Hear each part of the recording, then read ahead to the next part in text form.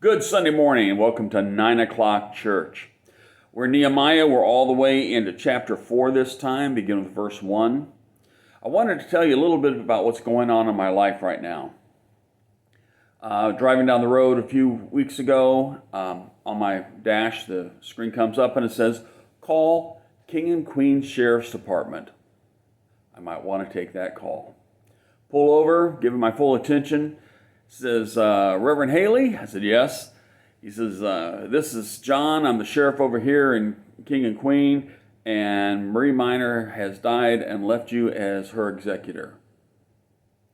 It's been 20 years since I spoke to Marie Minor. And I simply asked, I said, "Why did she choose me?" And he said, "She trusted you." And that's it.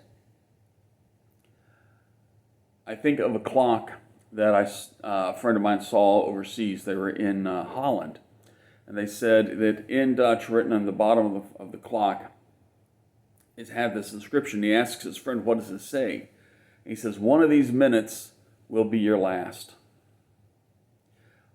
Watching a cowboy movie not long ago, and one of the cowboys spits out some of that homespun wisdom, and he says, talking to his wife, he says, "Darling," he says, "we need to live every day like it's our last, because one time we're going to be right."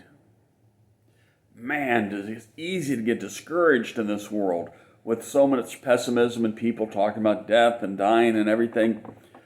Life is hard all by itself. We don't need other people to help us feel more discouraged. But that's exactly what happens in this passage today.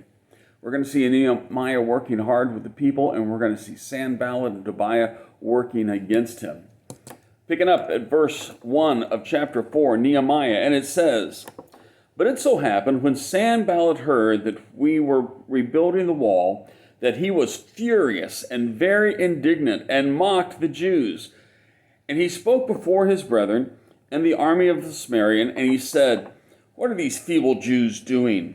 Will they fortify themselves? Will they offer sacrifice? Will they complete the wall in a day? Will they revive the stones from this heap of rubbish, stones that are burnt?'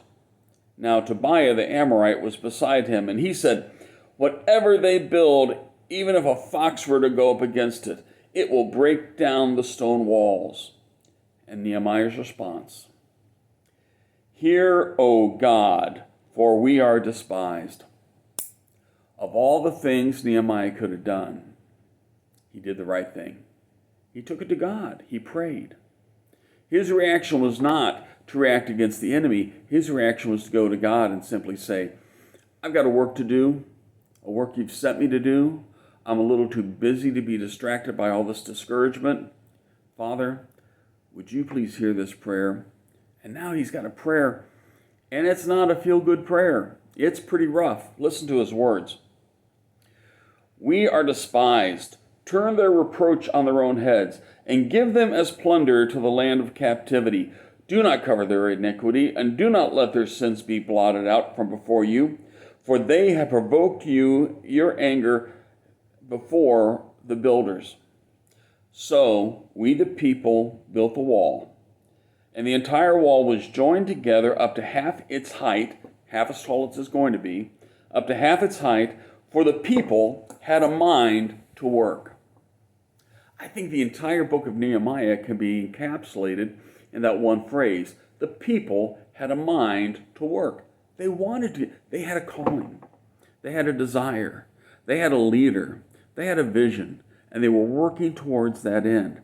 The people had a mind to work. They wanted to do this. What kind of vision has God given you? How hard is it going to be? What happens when people begin to discourage you and say, "Oh, you can't do this. This really isn't what God wants. There's something better. There's something bigger. Just hold off." I look at such great marvels that I've seen. I've seen Mount Rushmore. And I think of the work that went into literally moving half of a mountain in order to make this great monolith, this great memorial to the history of our nation. I look at things that have happened in my lifetime, and the statue of Crazy Horse. When I was a kid, we went to look at it, and it looked pretty rough. And here I am at the age of retirement, and it doesn't look a lot different. But the men of Nehemiah's time had a mind to work. They wanted to get this accomplished. There's this great little feel-good movie if you're doing nothing on Saturday afternoon. I'm sure you can stream it, YouTube it, whatever. But it's called The Man Who Went Up a Hill and Down a Mountain. Very obscure movie. I'm sure in Ireland it was all the rage, but here we probably don't care much about it. The gist of it is, small town, their claim to fame is the mountain in their town, and that's what's on the survey. Well, folks from England come by, and they're doing a new survey, and they discover that this hill is like 30 or 40 feet too short to be considered a mountain. So they look around, and they said, what can we do about it? And this one man who had just come back from the war, shell-shocked, a bit of a sad character, they ask him, they say, John, what can we do about this? And he slowly shakes his head and says, I have seen men do such fantastic things with just their bare hands while in the armed forces. I think we can do it. And so they set about. And with buckets and with shovels, they get up and they build their hill back into a mountain. They succeed because the people had a mind to work. What do you want to do? Where's your heart set? Do you have a mind to accomplish what God has set for you to do?